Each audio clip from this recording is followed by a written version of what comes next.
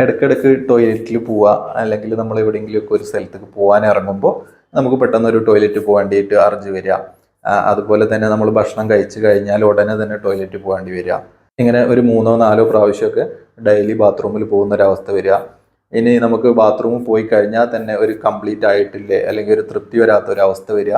ഇത്തരത്തിലുള്ള കണ്ടീഷനൊക്കെ നമ്മൾ സാധാരണയായിട്ട് IBSന്റെ ലക്ഷണങ്ങളായിട്ടാണ് കാണാറ്.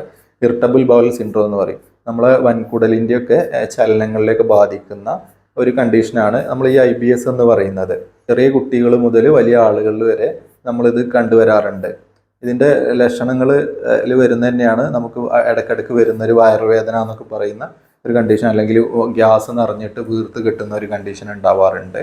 അല്ലെങ്കിൽ ഈ പറഞ്ഞ പോലെ നമ്മൾ കംപ്ലീറ്റ് ആയിട്ടില്ല എന്നുള്ളൊരു ഫീലിംഗ് ഒക്കെ വരുന്ന രീതിയിലുള്ള ലക്ഷണങ്ങൾ നമ്മൾ കാണാറുണ്ട്.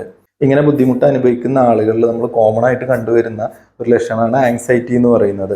ഈ ആങ്സൈറ്റി കാരണവും അവർക്ക് ഈ IBSന്റെ ബുദ്ധിമുട്ട് ഉണ്ടാവാറുണ്ട്.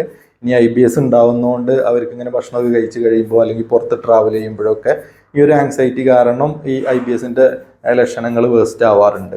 ഹോമിയോപ്പതി ട്രീറ്റ്മെൻറ്റിൽ ദഹനത്തിൻ്റെ ഭാഗമായിട്ടുള്ള നമ്മുടെ വൻകുടലിൻ്റെ ചലനങ്ങൾ അത് കറക്റ്റാക്കി എടുക്കുക എന്നുള്ള രീതിയിലുള്ള ഒരു ചികിത്സയാണ് ഹോമിയോപ്പതിക് ട്രീറ്റ്മെൻറ്റ്.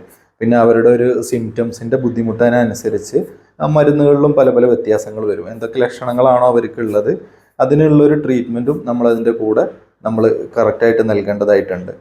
ഇങ്ങനെ ഈ ഒരു ട്രീറ്റ്മെൻറ്റും അതിൻ്റെ കൂടെ തന്നെ നമ്മൾ ഭക്ഷണത്തിൽ ശ്രദ്ധിക്കേണ്ട കുറച്ച് കാര്യങ്ങളുണ്ട്. ഇത് ഇത്തരത്തിൽ കംപ്ലീറ്റ് ആയിട്ട് നമുക്ക് ഭക്ഷണ നിയന്ത്രണവും അതുപോലെ തന്നെ അതിൻ്റെ കൂടെ പ്രോപ്പറായിട്ട് നമ്മൾ മെഡിസിനും കൂടെ എടുക്കുകയാണ് എന്നുണ്ടെങ്കിൽ നമുക്ക് ഈ ഒരു IBSന്റെ ബുദ്ധിമുട്ടിൽ നിന്ന് തന്നെ വളരെ പെട്ടെന്ന് തന്നെ നമുക്ക് മാറ്റിയെടുക്കാവുന്നതാണ്.